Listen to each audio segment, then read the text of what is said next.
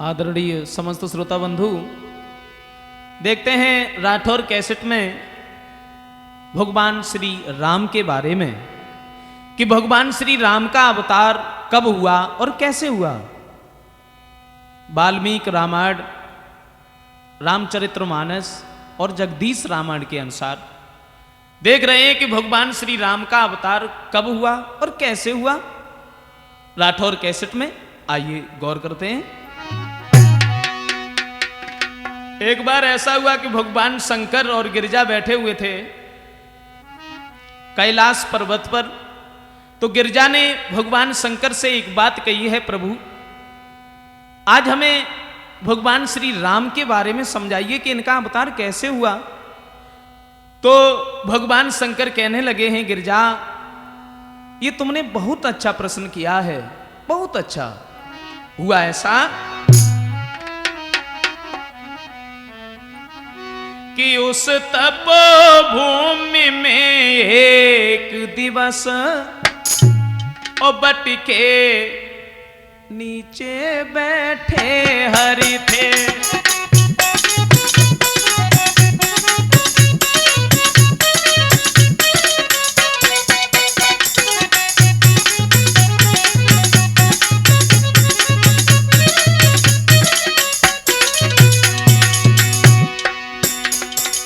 भगवान शंकर बैठे हुए थे, तो जब गिरिजा ने कहा है ऐसा ही नहीं,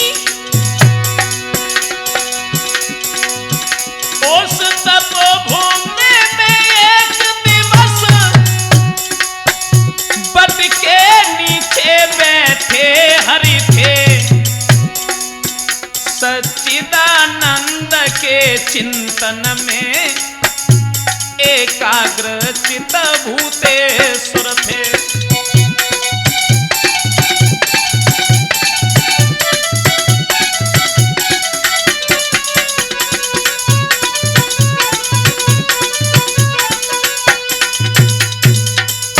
भगवान शंकर जो थे वो बैठे हुए थे। गिरिजा ने जब सवाल किया है तो भगवान शंकर कहने लगे, गिरिजा ये तुमने बहुत अच्छा कहा। अब हम तुम्हें भगवान श्री राम के बारे में समझाएंगे कि भगवान श्री राम इस भूतल पर कब आए और कैसे आए। जगत के पालनहार, दीन दुखियों की टेर को सुनने वाले, उनके बारे में हम तुम्हें बता रहे हैं। भक्तों देखते हैं, उधर तो भगवान शंकर और गिरिजा की बात हो रही है और इधर बताया है कि जब इस भूतल पर अत्याचार हो रहा था, पापियों की, दुराचारियों की जब संख्या बढ़ गई, चारों तरफ अधर्म ही अधर्म हो रहा था। कैसा समय था, कैसा समय था? तो बताया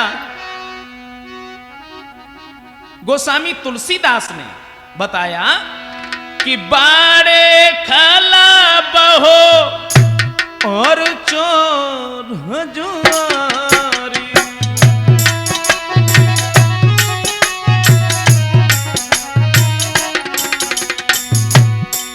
गोस्वामी तुलसीदास जी कहते हैं, बाड़े खला बहु चोर जुआरी, जेलम पट पर धन पर नारी।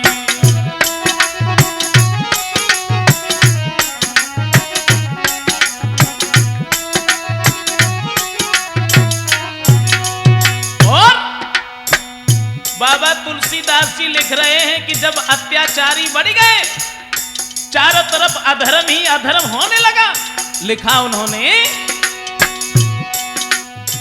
माँ नहीं मातु पिता नहीं देव,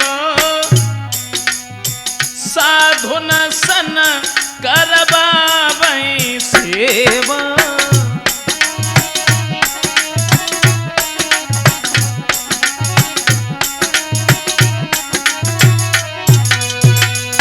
बाबा तुलसीदास जी कहते हैं कि जब अत्याचार बढ़ गया, चारों तरफ पाप ही पाप, ऐसा ही नहीं कितना बड़ा अत्याचार हुआ, कितना बड़ा। लिखा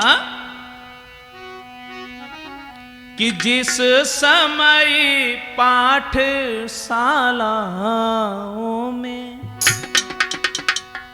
लिखा, कितना अत्याचार हो रहा था जब भगवान श्री राम इस भूतल पर आए थे, तब कितना बड़ा अत्याचार हो रहा था कि जिस समय पाठशालाओं में और नरमास पकाए जाते थे।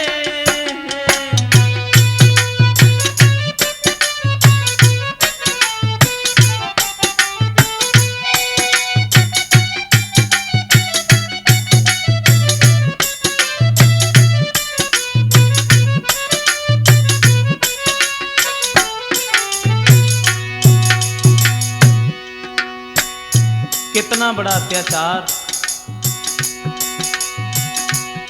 जिस समय पूजी विद्वानों के,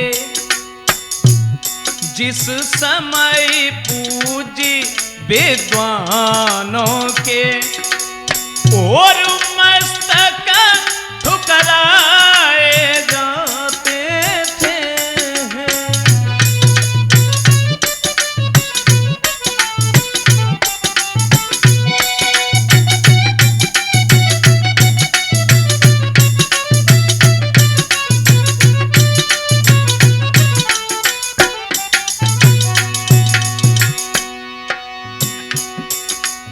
भगवान श्री राम जब इस भूतल पर आए, उससे पहले कितना बड़ा अत्याचार हो रहा था बताया।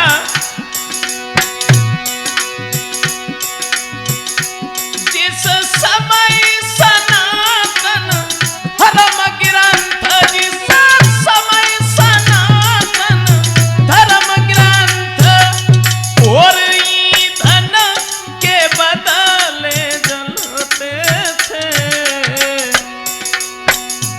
जिस समय देव प्रतिमाओं पर, जिस समय देव प्रतिमाओं पर और निरसंक हथौड़े पड़ते थे।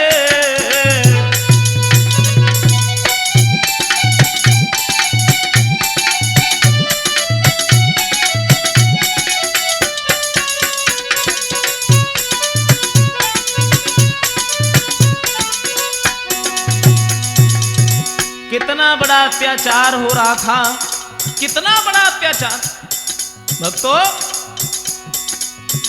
चारों तरफ अधर्म ही अधर्म दिखाई देता था। सनातन ग्रंथ ईंधनों की भांति यूं ही जलते थे।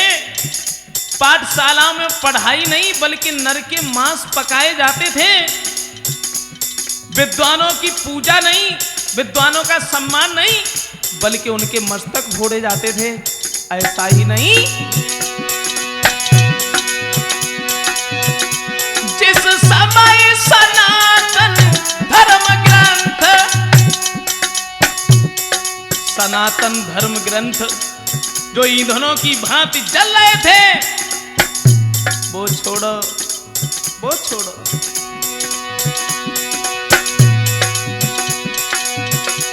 गौशालाओं में बलपूर्वक, गौशालाओं में बलपूर्वक और जब आग लगाई जाती थी, जिस समय बलात् साधुओं को, जिस समय बलात् साधुओं को और बारूदी पिलाई जाती थी।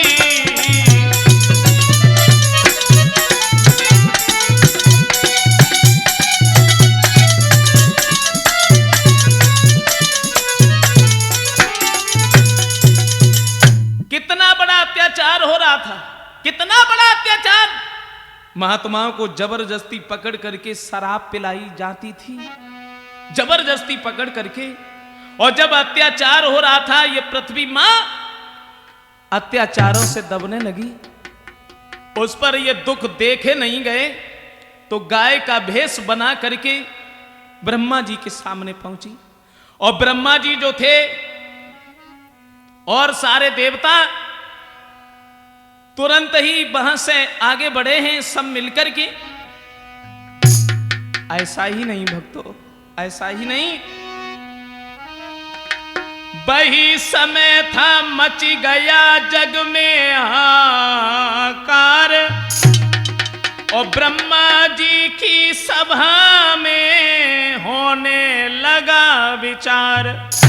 ब्रह्मा जी की सभा में जब विचार होने लगा, देवता जो थे, पृथ्वी जो है वो गाय का भेष बनाए खड़ी है, आंखों में आंसू बह रहे हैं।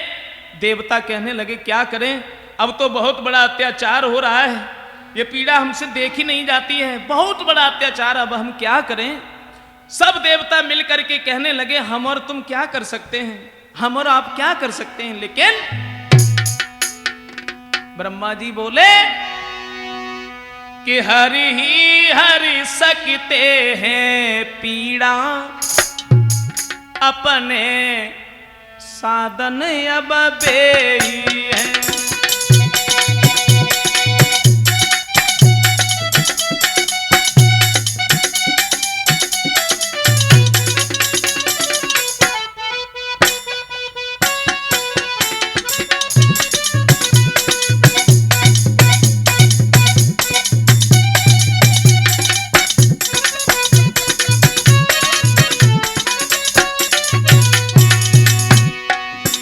ब्रह्मा जी कहने लगे देवताओं चिंता मत करो,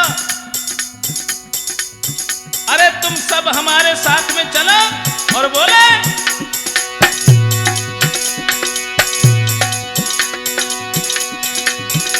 हरि ही हरि सकते हैं पीड़ा, अपने साधन अब बेही है। निर्बल के बल, निरगुण के गुण, और निरधन के धन अब बेही है।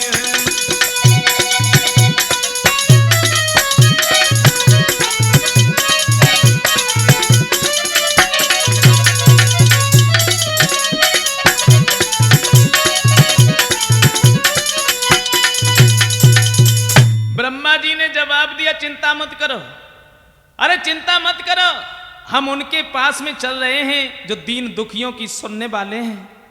वहां से देवता और ब्रह्मा जी जैसे ही आगे बढ़े तो देवता सोचने लगे अब ऐसा करें हम उन्हें ढूंढेंगे कहां, कहां ढूंढें हम उन्हें, समझ में नहीं आता कि प्रभु कहां मिलेंगे। वैकुंठ धाम में मिलेंगे या क्षीर सागर में, समझ में नहीं आता वो कहां मिलेंगे। देवता जो हैं वो खड़े खड़े सोच रहे हैं क्या करें क्या न करें, प्रभु को कैसे ढूंढें, कहां जाएं। लेकिन हुआ ऐसा, बाबा तुलसीदास जी कहते हैं, बाबा तुलसीदास जी ने कहा कि जाके हृदय भगत जस प्रीति, और प्रभु तहि प्रकट सदा यही रीति।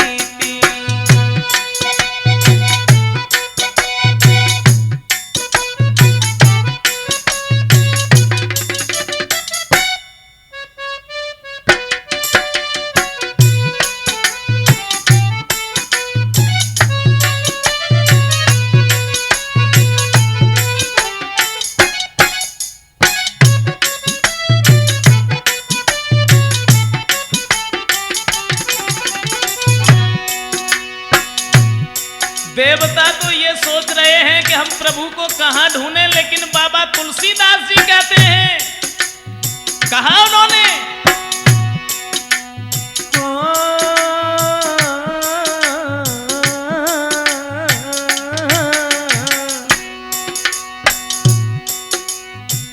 हरि व्यापक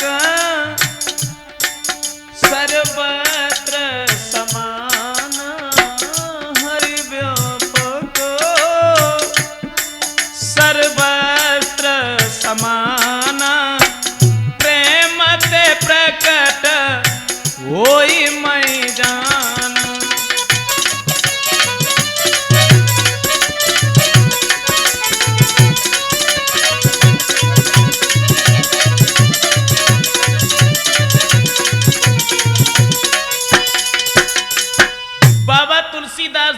हैं कि प्रभु एक जगह पर नहीं मिलते, भगवान को जहां भी ध्याओ, जहां भी भजो, जहां पर भी उनकी प्रार्थना करो और प्रभु उसी जगह पर प्रकट हो जाते हैं। और जब देवताओं ने ये सोचा उसी समय खड़े हो गए,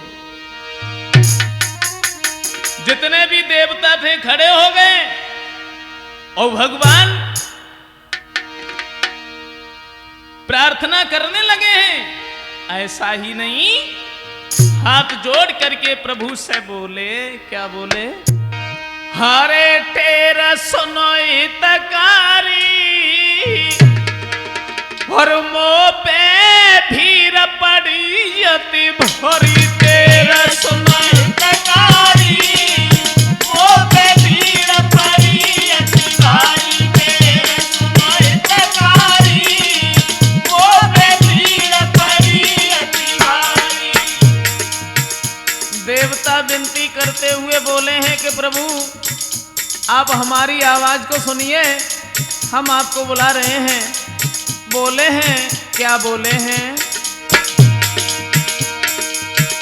अरे सुखदायक जन के भगवंता, सुखदायक जन के भगवंता, हे प्रभु सिंधु सुता प्रिय कंता, हे प्रभु सिंधु सुता प्रिय कंता। देवता बोले, क्या बोले? जय हो असुरारी, जय हो असुरारी, मो पे भीर पड़ी यति भरी, तेरा सुनोई मो पे भीर पड़ी यति भारी, तेरा सुनोई मो पे भीर पड़ी यति भारी। परमपिता परमात्मा से विनती करते हुए बोले हैं कि प्रभु हम आपको बुला रहे हैं, आप हमारी आवाज को सुनिए। और बोले, हारे तुम्हारो मरम न जाने कोई, तुम्हारो मरम न जाने कोई, हम पर करो अनुग्रह सोई, हम पर करो अनुग्रह सोई, चिंता रो सारी, चिंता हरो सारी, मो पे भीर पड़ी यति भरी, तेरा सुनोई तकारी मो पे भीर पड़ी यति भारी, तेरा सुनोई तकारी मो पे भीर पड़ी यति भारी, तेरा सुनोई तकारी मो पे भीर पड़ी यति भरी, तेरा सुनोई तकारी मो पे भीर पड़ी यति भारी, तेरा सुनोई तकारी मो पे भीर पड़ी यति भारी। श्री हरि से विनती करते हुए बोले हैं देवता, प्रभु आप हमारी आवाज को सुनिए, आप तो दीनों के हितकारी हैं और हम आपको बुला रहे हैं। सब देवताओं ने जब विनती की है तो श्री हरि ने आवाज लगाई है, आकाशवाणी हुई है, वो देवताओं अब मेरी बात को सुन लीजिए।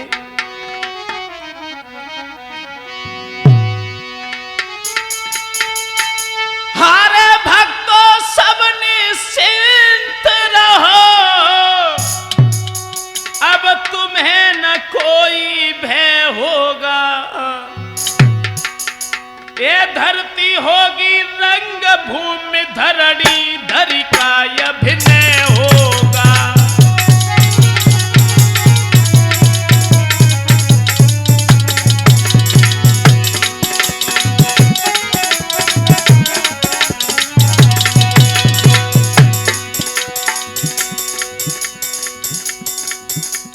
देवताओं की विनती सुनने के बाद में श्री हरि ने आवाज लगाई है, आकाशवाणी हुई है, हे देवताओं अरे तुम निश्चिंत रहो, हम तुम्हारे पास में आ रहे हैं, हम आ रहे हैं। पृथ्वी से एक बात कही है, पृथ्वी तुम रोओ ना, तुम रोओ ना, क्योंकि हम तुम्हारे आंसू नहीं देख सकते हैं। आकाशवाणी हुई है, हे पृथ्वी,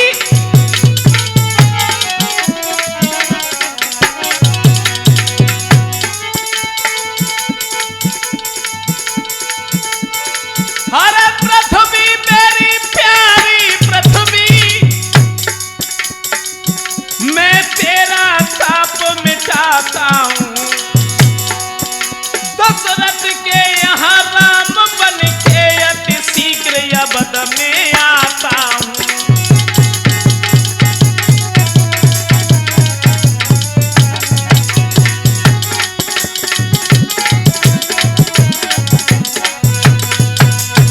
आकाशवाणी हुई है, भगवान कहने लगे देवता, अरे हम तुम्हारे पास में आ रहे हैं, हर चिंता की कोई बात नहीं है। दशरथ के यहाँ पुत्र बनकर के हम तुम्हारे पास में आ रहे हैं, और हे पृथ्वी, हम तुम्हारे दुख को दूर करेंगे। इतने जैसे शब्द सुने हैं देवताओं ने, तो ब्रह्मा जी और अन्य जो देवता थे बड़े प्रसन्न हुए। ऐसा मालूम पड़ा जैसे प्यासे को पानी मिल गया हो, ऐसा मालूम पड़ा जैसे डूबते हुए किसी को किनारा मिल गया हो। ऐसा ही नहीं, ब्रह्मा ने खुश होके कहा कि ब्रह्मा ने कहा बधाई है, और भगवान अवध में आते हैं।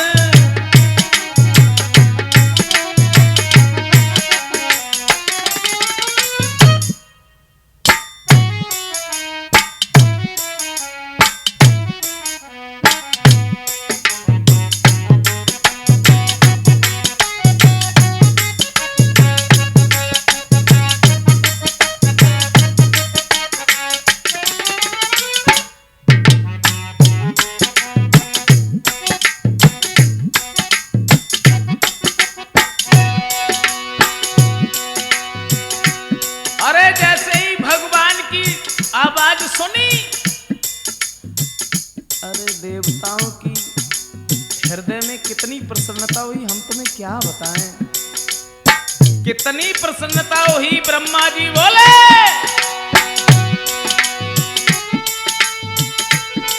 ब्रह्मा ने कहा बधाई है, भगवान अवध में आते हैं। सुर बोले उनकी सेवा को हम बानर बन के जाते हैं।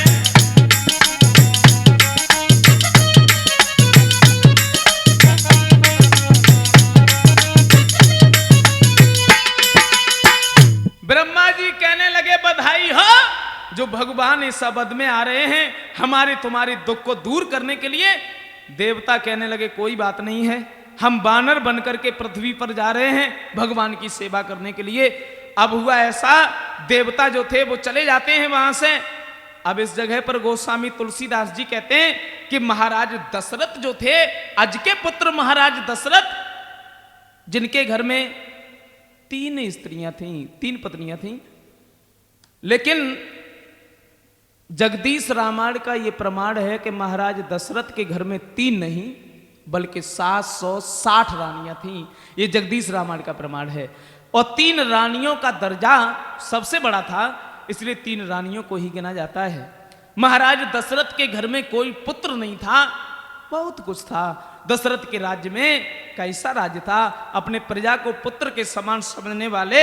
ऐसा ही नहीं, इनके राज्य में कोई भी दुख ही नहीं रहता था। लिखा क्या लिखा,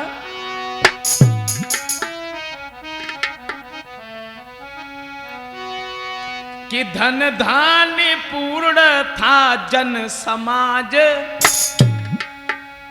उद्योग पूर्ण जीवन भी था।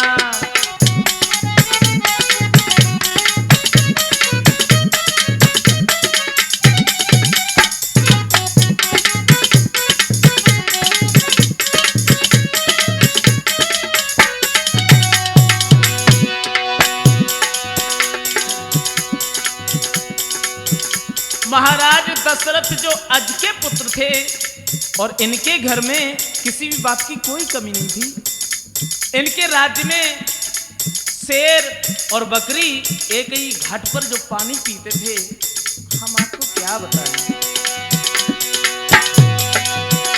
धन धाम पूर्ण था जन समाज,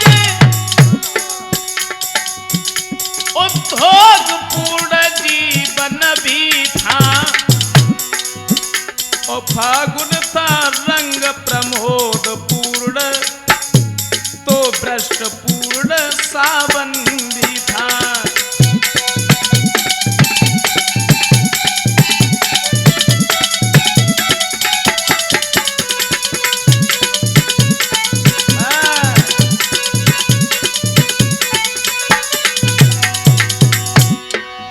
महाराज दशरथ के घर में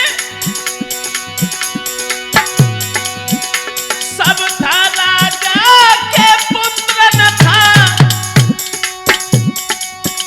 दस्तक भी कोई लिया न था,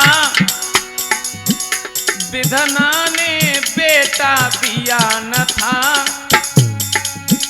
घर तो था घर का दिया न था।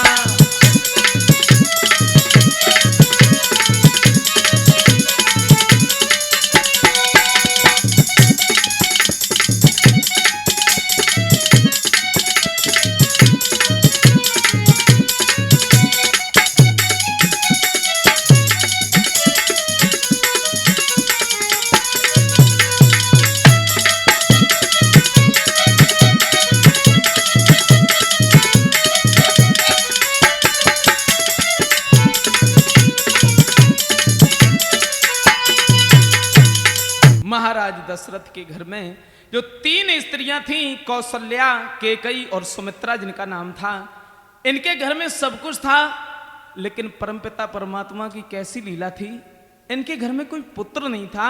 एक दिन महाराज दशरथ आंगन में बैठे हुए थे, आंगन में ही नहीं मतलब दरबार में बैठे हुए थे, लेकिन महाराज दशरथ एक दिन सोचने लगे।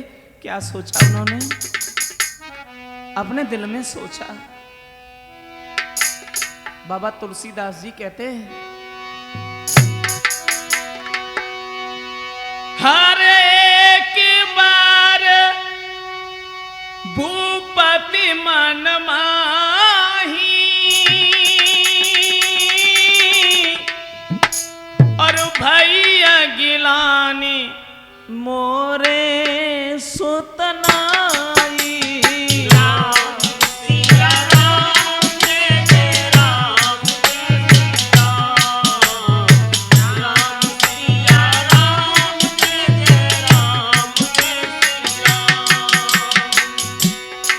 महाराज दशरथ जो आंगन में बैठे हुए थे, अपने हृदय में एक बात सोची है कि मेरे पास में सब कुछ है, सब कुछ है, लेकिन पता नहीं कैसे पाप हैं जो हमारे घर में एक पुत्र नहीं हुआ। तो गोस्वामी तुलसीदास जी कहते हैं,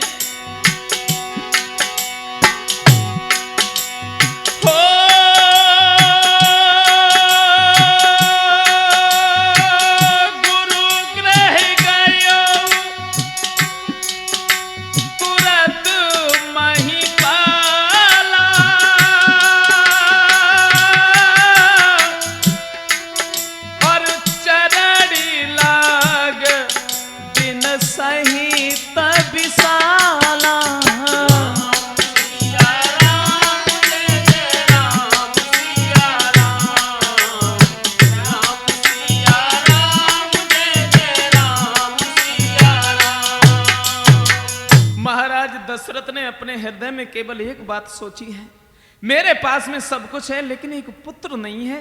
समझ में नहीं आता मैंने पूर्व जन्म में कौन से पाप किए जो हमारे घर में एक पुत्र नहीं हुआ। और महाराज दशरथ यही सोच करके गुरु वशिष्ठ के पास में पहुंचे हैं।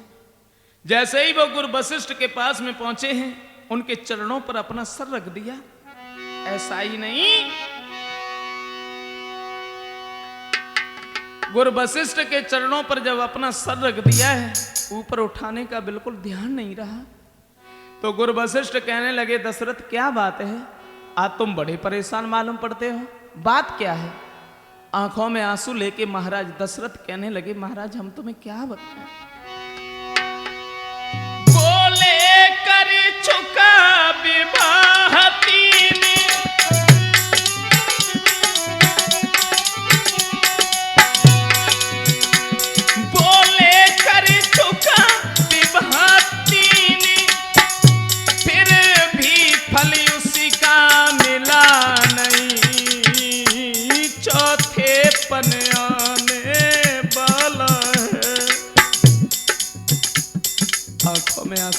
महाराज दशरथ बोले हम आपको क्या बताएं। हरे चौथा पन आने वाला है, हाथी कमल अभी तक खिला नहीं, चौथा पन आने वाला है।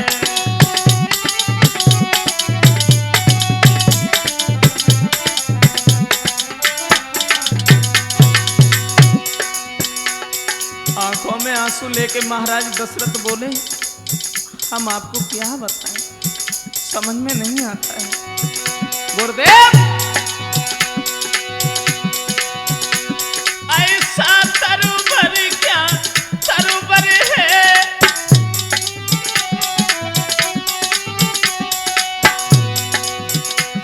ऐसा तरुबर क्या तरुबर है, भले ही जिसमें उत्पन्न न हो, वे जलधर ही क्या जलधर है।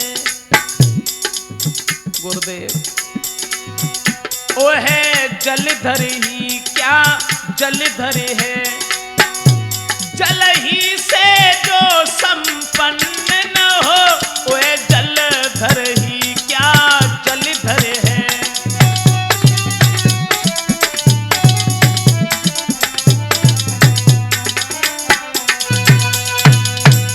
आंखों में आंसू लेके महाराज दशरथ कहने लगे प्रभु मेरे घर में किसी भी बात की कोई कमी नहीं है, लेकिन हमारे रानियों के गर्भ से किसी भी बच्चे ने जन्म नहीं लिया, ये हमें बहुत बड़ा सोच है। अब मेरे ऊपर चौथा पन आने में लग गया है, अब हम क्या करें मेरी समझ में नहीं आता है। तो गुरु वशिष्ठ कहने लगे हैं दशरथ अरे इसमें चिंता की क्या बात है भाई, अरे तुम इतना दुख अपने हृदय में क्यों प्रकट कर रहे हो दशरथ, तुम्हें नहीं मालूम है, हम तुम्हें बता रहे हैं। गुरु वशिष्ठ बोले दशरथ कि चलने वाली है बंसवेली। गुरु वशिष्ठ बोले दशरथ चलने वाली है बंसवेली, सुकृति की विशद चाल होकर भूपाल एक क्या चार लाल आते हैं लोकपाल होकर।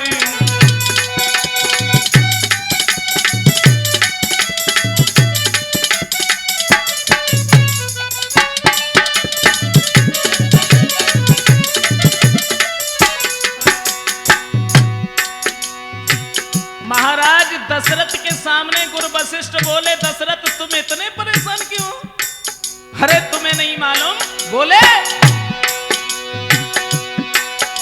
चलने वाली है बंसुबेल,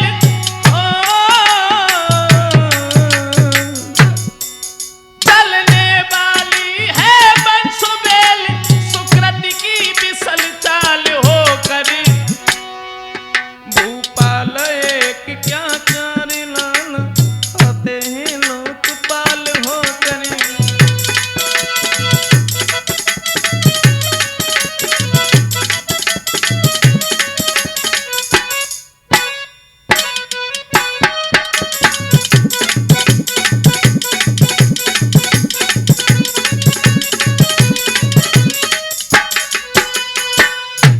गुरु वशिष्ठ के सामने बोले हैं तुम्हें नहीं मालूम है महाराज दशरथ, अरे तुम्हारे घर में एक नहीं, अब तुम ऐसा करो ये चिंता छोड़ो, ये आंखों से आंसू पहुंचो ना, काहे को खड़े हो तुम।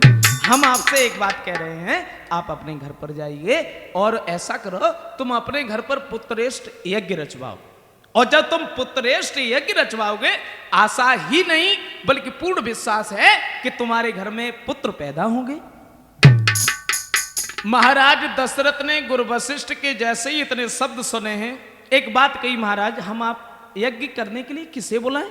तो गुरु वशिष्ठ कहने लगे ऐसा करो तुम अपने घर में श्रृंगी ऋषि को बुलवाओ और पुत्रेष्ट यज्ञ रचवाओ, और जब तुम पुत्रेष्ट यज्ञ रचवाओगे तो तुम्हारे घर में पुत्र पैदा होंगे, मेरी बात मान लीजिए। इतने शब्द सुनने के बाद में महाराज दशरथ जो थे वो तुरंत ही अपने घर पर आते हैं, और जैसे ही दशरथ घर पर आए हैं इन्होंने श्रृंगी ऋषि को बुलवाया, गुरु वशिष्ठ को भी बुलवाया। तो गोस्वामी तुलसीदास जी कहते हैं क्या कहा उन्होंने? बाबा तुलसीदास जी कहते हैं कि श्रृंगी ऋषि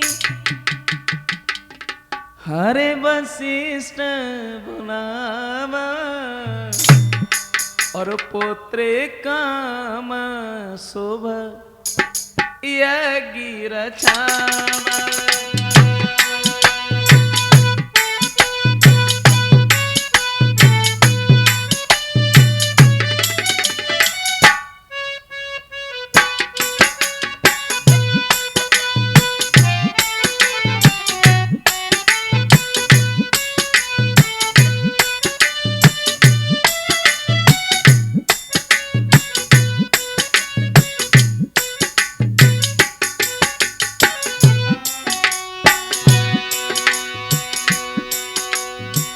बाबा तुलसीदास जी कहते हैं नरेश, क्या कहते हैं?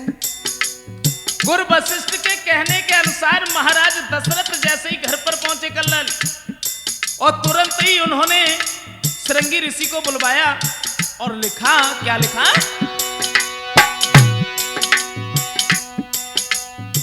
भगत सहित मुनि आहुति दीने प्रकटे अगिन चरु कर लीने।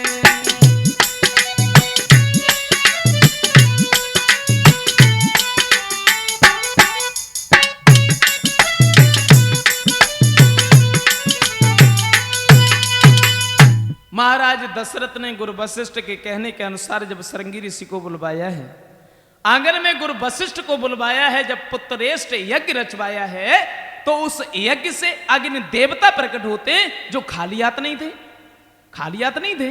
इनके हाथ में खीर का एक कटोरा था और वो खीर महाराज दशरथ को दी है और ये कहा है, दशरथ तुम इस खीर को ले जाके अपनी रानियों को खिला देना और तुम्हारे घर में रानियों के गर्भ से पुत्र पैदा होंगे।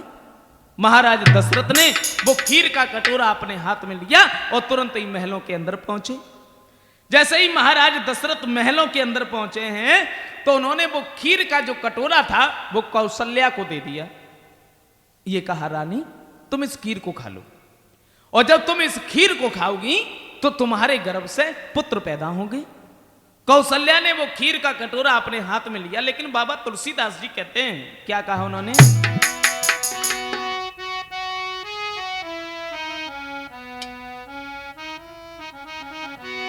हरे आनंद भागी कौशल्या दीना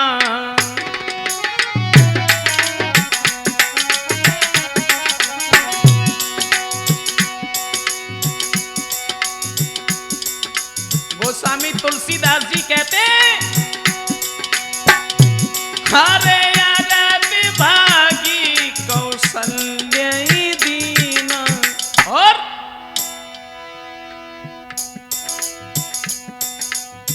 ओ भाई भाग आवे करी कीना।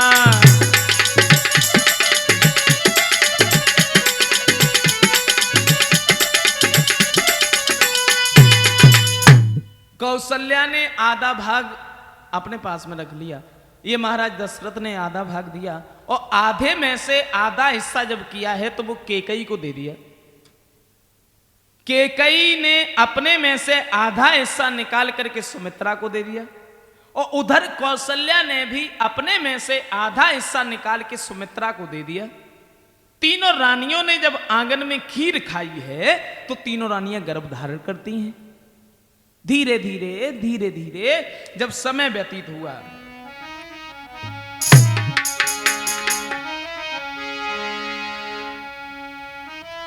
तो इसी तरह आनंद में बीत गए 9 मास।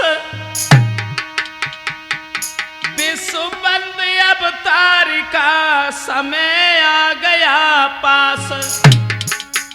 कौशल्या, केकई, सुमित्रा ने, तीनों रानियों ने जब आंगन में खीर खाई है और धीरे धीरे जब समय व्यतीत हुआ, यानी तीनों रानी जब गर्भ धारण करती हैं और धीरे धीरे जब समय व्यतीत हुआ, खीर खाने के ठीक 1 वर्ष के बाद में कौशल्या के गर्भ से भगवान श्री राम का जब अवतार हुआ तो बाबा तुलसीदास जी कहते हैं,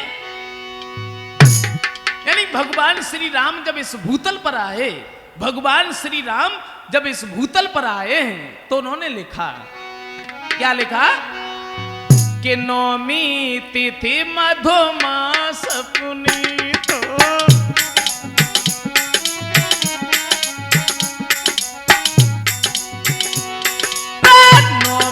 तिथि मधुमास पुनीता शुक्ल पक्ष अभिजिता रे प्रीता सिया राम हरे, हो राजा राम हरे सीता राम हुरो राम हरे।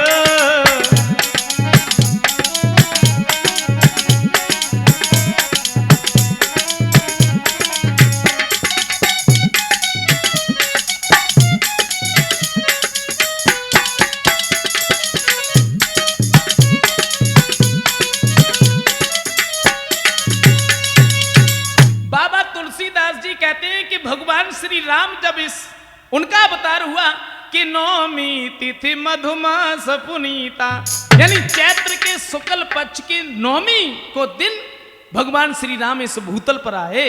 और जब भगवान श्री राम इस भूतल पर आए और महाराज दशरथ ने सुना तो बड़े ही प्रसन्न हैं। और जब भगवान श्री राम इस भूतल पर आए तो गोस्वामी तुलसीदास जी कहते हैं कि मध्य दिवस यति शीतन घामा और पावन काल लोक विश्रामा, यानी भगवान श्री राम जब इस भूतल पर आए तो ना ही अधिक धूप है और ना ही अधिक छाव है। भगवान श्री राम आए और उधर अयोध्या के नर नारियों ने जब सुना कि महाराज दशरथ के घर में पुत्र पैदा हुआ, अरे कहना ही क्या है, एक दूसरे से बातें करती हुई बोली है बहन कि राजा के जन्म है लाल, बोली क्या बोली, अरे राजा के जन्म है लाल बधाई गाओ बहना, राजा के जन्म है लाल बधाई गाओ बहना, राजा के जन्म है लाल बधाई गाओ बहना। महाराज दशरथ के घर में जब भगवान श्री राम ने अवतार लिया और अयोध्या के नर नारी कितने खुश हैं।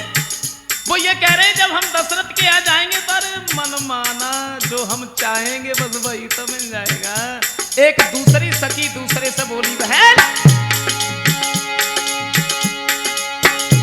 अरे मामू राजा के पहुंच के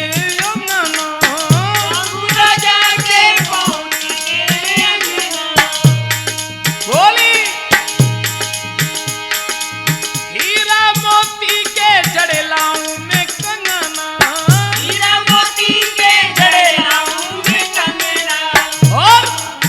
बोली मैं हो जाऊं माना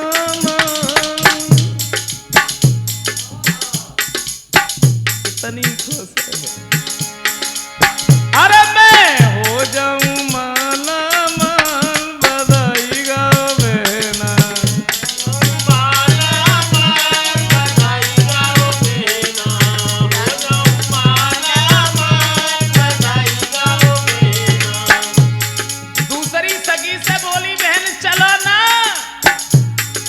तो दूसरी सखी बोली हम तुम्हें बताएं,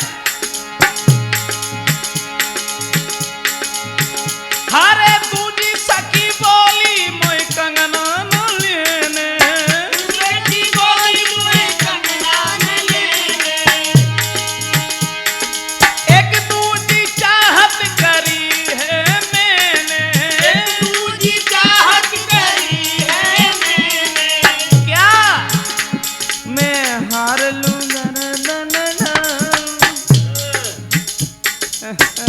बोली, अरे मैं हार लूं गर्दन डाल बधाई गाओ मेरा, हार लूं गर्दन डाल बधाई गाओ मेरा, हार लूं गर्दन डाल बधाई गाओ मेरा। अयोध्या की जितनी भी नर नारी थी तुरंत ही वहां से भागी और महाराज दशरथ कितने खुश हैं, आंगन में बधाई बज रही है।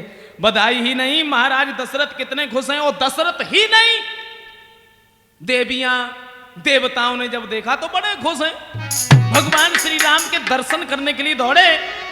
ऐसा ही नहीं,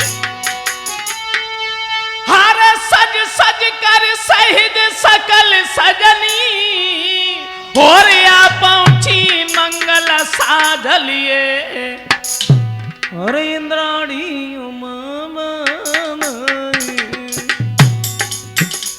अरे श्री राम के दर्शन करने के लिए देवियां और देवता दौड़े। हरे इंद्राणी उमा देवियों सहित अभेस किए रे इंद्राणी उमा।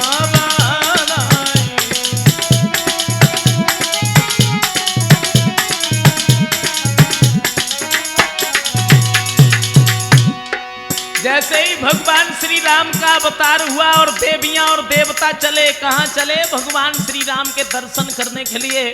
ऐसा ही नहीं,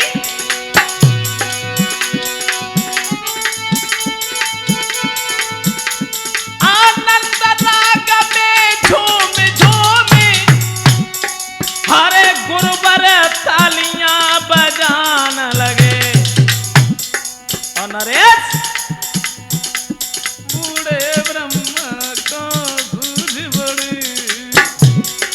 अरे बूढ़े ब्रह्मा को सूझ पड़ी, बेखड़े हाथ मटकान लगे रे बूढ़े ब्रह्मा को सूझ पड़ी।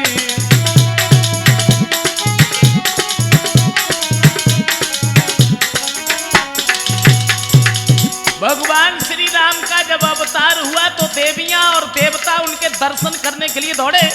और भगवान शंकर ने जैसे ही देखा कि अवतार हो गया, अरे उनकी तो कुछ वही मत में बिल्कुल ही भूले गए।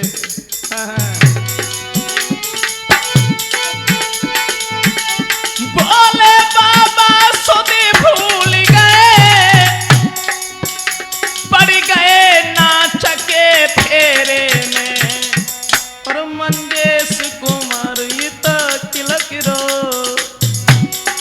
हरे मंजेश कुमार ये तो तिलक रो, जा सुर मंडल के घेरे मेरे मंजेश कुमार ये तो तिलक रो।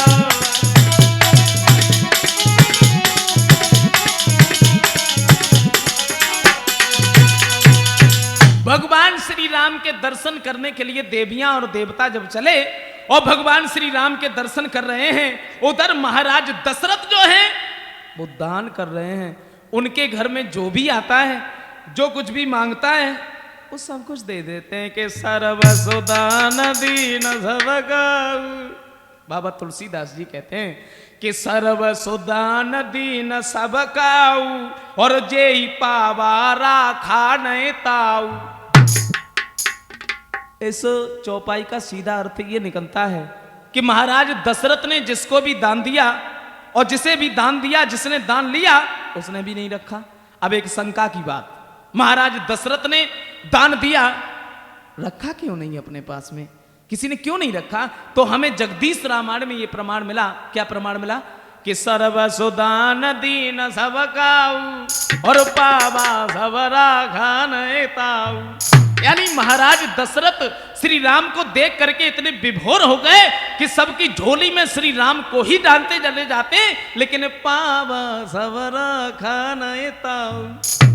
लिया तो सबने, लेकिन रखा किसी ने नहीं। अब हुआ ऐसा, महाराज दशरथ के आंगन में अवधपुर की जो नारियां थीं, कोई ढोलक लेके भागी। क्यों? कि उन्होंने सुना कि दशरथ के घर में पुत्र पैदा हुआ, तो कोई ढोलक लेके भागी, कोई घर से ही नाचते वही भागी, कोई वैसे ही भाजे गई। हाँ, बधाई बजने लगी। ऐसा ही नहीं, हरे जुरे मिले सखियां और घर में आई जुरे मिली सखियां, हरे घर में आई अजब बहर बाछाई के राम जी की बजत बधाई। अजब बहर बाछाई के राम जी की बजत बधाई। अजब बहर बाछाई के राम जी की बजत बधाई। अयोध्या के नर नारियों ने जैसे ही सुना, अल्लाह ने कहा तमना सर रहेगा। अयोध्या के नर नारियों ने जैसे ही सुना तो भागी। ऐसा ही नहीं, हरे चुरी मिली सखियां, घर में आई जुरी मिली सखियां, हरे घर में आई। और अजब बार बाधाई के राम जी की बजती बधाई, अजब बाहर बाधाई के राम जी की बजती बधाई, अजब बाहर बाधाई के राम जी की बजती बधाई।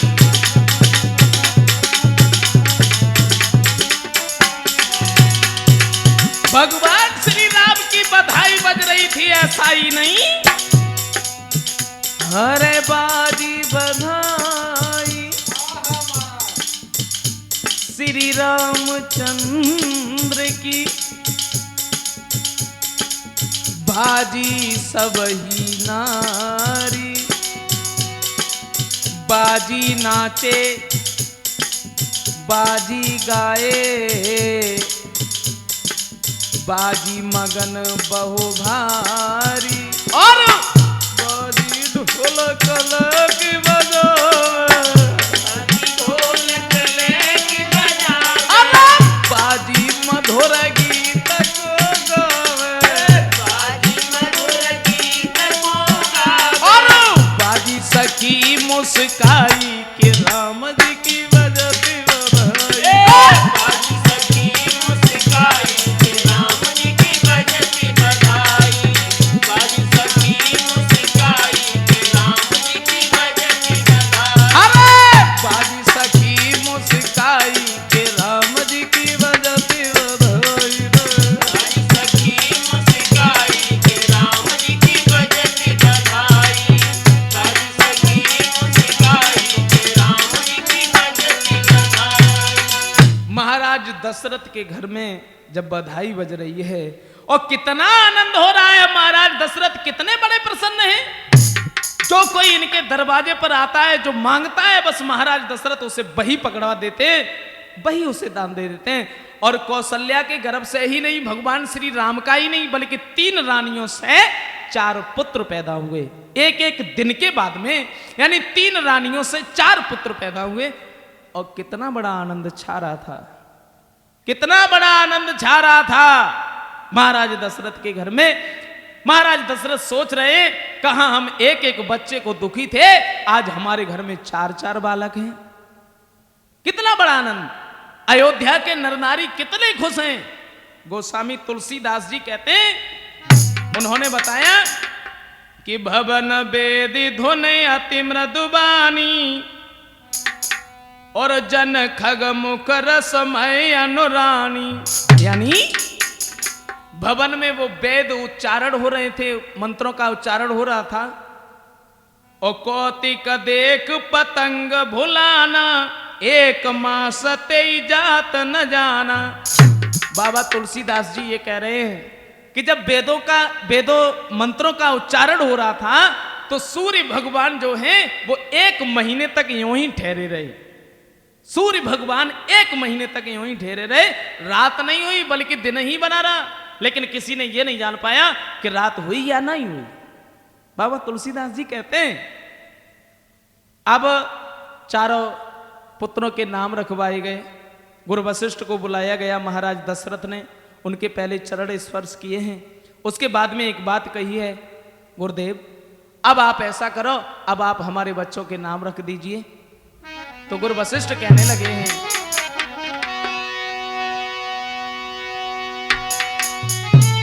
हर जोनित सुख राशि सुखदायक, सुख साकर सब प्रंद सुख करे हैं। उस कौशल्या के नंदन का श्री राम नाम ही सुंदर है।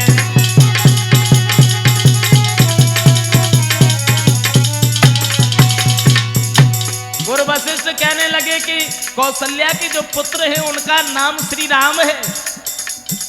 उसके बाद में कैकेयी के जो पुत्र हैं उनका नाम भरत है। सुमित्रा के जो पुत्र हैं उनका नाम लक्ष्मण और शत्रुघ्न है। ऐसा ही नहीं भक्तों, कितना आनंद हो रहा था।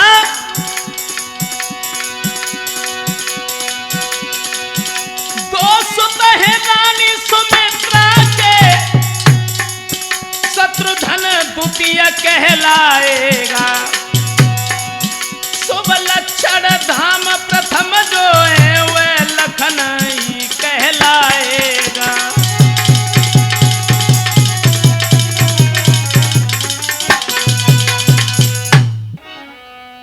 तो यहां से आगे देखेंगे राठौर कैसेट में रामायण के बारे में। कीर्तन बोल लीजिए। हरे श्री राम जय राम जय जय राम। हरे श्री राम जय राम जय जय राम। श्री राम जय राम जय जय राम। हरे श्री राम जय राम जय जय राम। बोलो कौशल्या के प्यारे राम। बोलो कौशल्या के प्यारे राम। बोलो दशरथ राज दुलारे राम। बोलो दशरथ राज दुलारे राम। बोलो श्री राम जय राम जय जय राम। बोलो श्री राम जय राम जय जय राम। मना हुई जा दीवाना रे राम जी के चरणन में। मन होया दीवाना रे राम जी के शरण में। प्रभु लेंगे खबरिया रे काऊ दिन पल भर में। बोलेंगे खबरिया रे काऊ दिन पल भर में। मना हुई जा दीवाना रे राम जी के चरणन में। मन हो जा दीवाना रे राम जी के चरण में।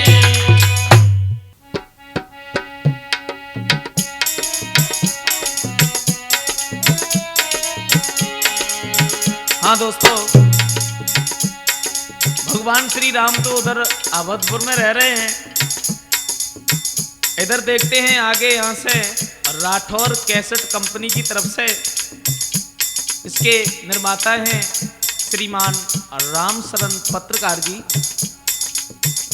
राठौर कैसेट कंपनी की तरफ से देखेंगे आगे देहाती लोक गीतों की तरफ एक झलक सुनते हैं।